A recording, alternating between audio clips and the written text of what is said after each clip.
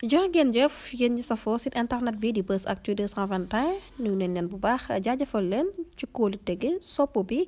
ak topp bi nga xamante ne rek yi nag ñu koy topp bu leen fàttee abonné di bës cloche de notification yi ngir mën a am yeneen i info.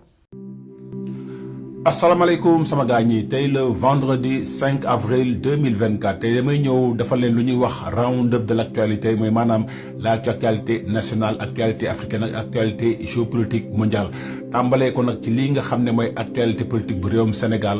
xam ngeen ne askanu Sénégal yëpp ñu ngi xaar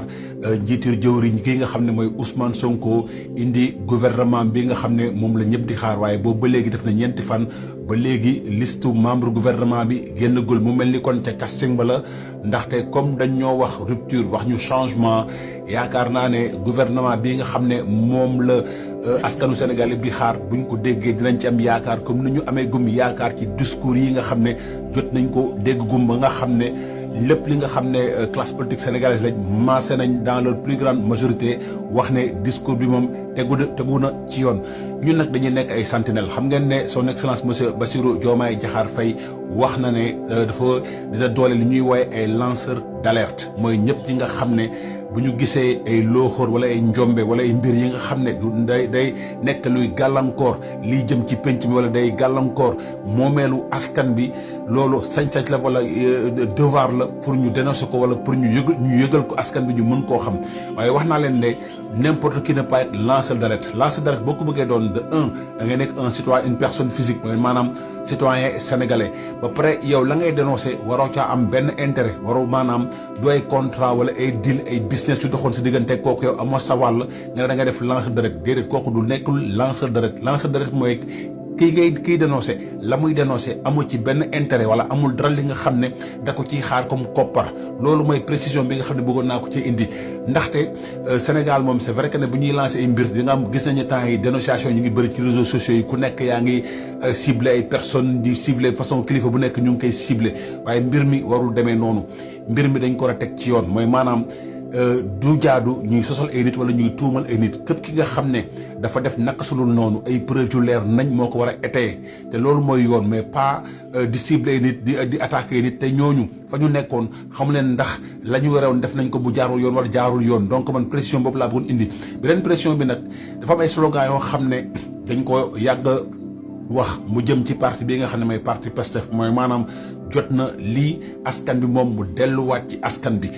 ñun nag ñoo moom suñu bopp man yàgg naa leen ko wax ne patriote la waaye fii page u Léon Balthazar le caméléon la musul nekk page u Pastef wala page u patriote bi nga xam ne moom laa doon di ci béy sama waar di ci liggéey ba tey ci ngoon mais fii nii moom sama liberté d'expression mooy li nga xam ne mooy li gën a sacré ci man mooy maanaam li ma bëgg a wax amul kenn ku ma koy tere wala amul leen l'essentiel daal mooy naa ko def ci rak teggin te maa ngi gis ay ñi nga xam ne ay patriote lañ ba léegi sax démb ñu ngi doon joxe ay béquilles tey ñu gis leen ñuy sol ay veste yi rafet di commencé di mel ni ñuy moqué ñi nga xam ne ñoom lañ wutu tey ci nguur gi mbir yi warul demee noonu fii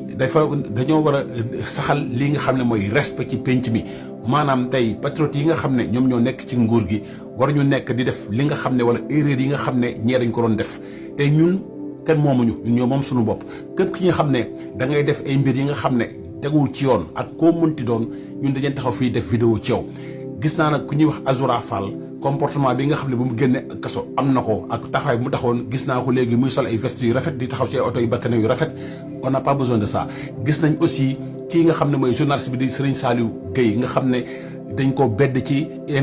inauguration yi mooy maanaam carton d'invitation sax joxuñu ko en tant que moom mu yore ab médium bi nga xam ne moom tamit daj na lu nekk façon souffrance bu nekk daj na ko loolu aussi dañ koy ñaawlu fii lu ñu bëgg mooy yëpp tegu ci yoon mooy maanaam ñëpp bokk yem amul ne Pastef moo nekk ci nguur gi ba ñenn ñi dañuy yaakaar ne ñoom ay passe droit wala ay lu leen neex wax ci penc mi wala lu leen neex def ci penc bi Pastef ñun ñëpp ay actionnaire lañ Pastef Ousmane Sonko bii nga xam ne moo ko sanc yore idéologie bi moom ko du borom ndaxte moom amul siège ci parti bi amul bâtiment ci parti bi militants yi ak militantes ak sympathisants yi lépp li nga xam ne mooy dooleel parti bi lépp li nga xam ne mooy doxal parti bi ñooñu ñoo ko ci def mooy ñi nga xam ne ñoo nekk ci diaspora bi ak sénégalais yi nga xam ne ba ci maire bi jaay caaf ak mécanicien bi ñoo doon indi seen 100 francs seen 200 seen 300 ba yëf yi mel nu mu mel donc tam pour respect à tout ce monde là nañ fexe ba bu ñu nekk fi di def xawma la justice des vainqueurs di xaxar ñeneen ñi di mokke ñeneen ñi loolu fii man de képp ki nga xam ne gis naa la nga def naka sulu noonu dinaa taf sa photo fii nii wax ci yow ci yar ak teggin dafa am ay mbir yi nga xam ne dafa war a soppi bu ñu waxee rupture kumba ndey am ndey kumba amul ndey loolu yëpp dañ ko ñun ñoo ko doon xeex dafa war a jóge nga bokk si ñun nga ñàkk bañ a bokk si ñun fii moom lu dul maanaam lépp li nga xam ne daal jàpp nañu du yoon dañ ko teg fii ci penc bi waxtaane ko ba mu leer nañ ñun nag ñu ngi xaar gouvernement bi ñu ngi xaar les actes que ce gouvernement va poser te képp ki nga xam ne on sera les sentinelles du combat qu'on a porté parce que yàgg naa leen wax ne leen man de man personnellement man Léon Balthazar le Caméléon gëwuma nit man idéologie laa gëm ak lu ñuy wax projet man loolu laa gëm tey ni ñu koy waxatee te kii nga xam ne moom moo koy incarné war na ne moom bu fekkoon ne nit kese mooy lu ëpp solo kon du tànn kii nga xam ne mooy Bassirou Diomaye Faye mu doon tey njiitum réew donc ñun ñëpp nañ jàpp ne ku nekk fa nga nekk yow porteur de projet la mooy projet bi sa projet la te fa nga nekk ak niveau ba nga nekk war nga ko fa mën a doxal ba mu avancé mais pas di teg ay actes yi nga xam ne maanaam day mel ni ñun lañ doon xeex loolu lañ commencé di comporté woo wala di mbubboo te loolu day nekk li nga xam ne luy yàqale te ñun nag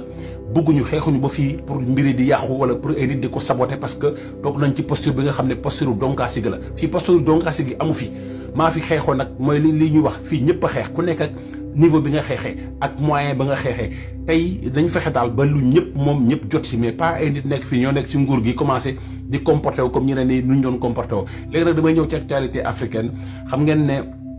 maanaam lii nga xam ne mooy nu ñu koy waxtee CEDEAO xam ngeen ne dina am ay taxawaay yu bees tax yi nga xam ne kii di Bassirou Diomaye Faye son excellence dina ko fa am ndaxte combat yi nga xam ne moom la bëgg a mën a yëpp du ko bëgg a mën a ci base bi nga xam ne moom lañ am mooy ci kuréel gi nga xam ne moo ñu lëkkaloo lépp li nga xam ne daal avancement la ay dossier la yu doon nelaw moo xam sunu monnaie éco bii nga xam ne mu ngi nelaw ci tiroir yi foofu lañ koy xeexee pour mbir yi mën a bouger te yaakaar naa ne mbir yi dina bouger bu soobee yàlla même France bii nga xam ne dafa tegoon loxoom ci franc CFA bi sax moom wax na ne prêt na pour négocier te loolu ensemble fort rek ñoo mën a négocier te askan bi nga xam ne mu ngi ci ginnaaw njiitam la mu bëgg a am da koy am par A ou par B gis ngeen ne askanu Mali bu ñu taxawee ne doole lañ ci France dafa génn ak puissance bu mu mënte am gis ngeen ne aussi même réewu Amérique bi nga xam ne mooy première puissance au monde Niger bu ñu ko ne da ngay génn ci biti day génn ci biti askan moo nekk rempartu njiitam askan bi nga xam ne dañoo booloo doon benn amul benn puissance bi nga xam ne ñëw na di leen tëkku wala di leen menacer mënul nekk parce que loolu mooy rempartu njiitum réew léegi nag pour ñëw terminer ci actualité géopolitique mondiale bi xam ngeen ne seen xarit Vladimir Poutine kii di Emmanuel Macron woon na ko pour kii nga xam ne mooy ministre de la défense bu fédération de Russie ñu koy wax Sergei Shoigu kii di France da ko contacté woon pour jàppale ko ci attentat bi nga xam ne da koo dund waaye France dafa am surprise bu rëy ndaxte Sergei Shoigu dafa yëkkati ay baaraama tuuma ne France moom dugal na loxoom ci lii nga xam ne moo leen dal mooy maanaam moom dafa jël mbir mi yëpp xippi ko kii nga xam ne mooy réewum France ba pare wax ne France moo dooleel Ukraine pour Ukraine amal ay song ci fii nga xam ne mooy réewum Ukraine mooy attentat bi nga xam ne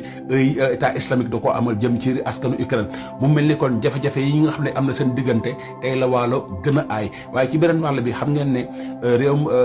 armée bu fédération de Russie mu ngi avancé bu baax mooy maanaam gagné gum nag lu mat 400 kilomètres carrés ci fii nga xam ne mooy côté Donbass mooy dëkk bi Advika bu mu daanu ba léegi ay village yu ndaw ñu ngi daanu waaye wax naa leen ne armée ukrainienne même bu nekkee en position de faiblesse chaque jour moom ay mbir yu fort lay laal tey wàcce wan na lu mot 7 avions ci benn bés te avions yooyu noonu armée fédération de Russie ñoo ko moom donc di wax ne ndimbal li nga xam ne OTAN teg na ko muy 100 milliards ci ndimbal Finlande dañu waat na encore signé accord de défense ak lii di réewum Ukraine mu mel ni kon combat bi dina nekk lu métti même bu fekkee ne sax Vladimir Poutine moom kontewul la muy perte moom moyens yëpp teg na ko pour am ndam loolu aussi boo moytul dina nekk ndam li nga xam ne lu koy coûter cher lay doon seen xarit la woon Léon Balthazar le Caméléon di leen ñaanal kenn lu jàmm ak salaam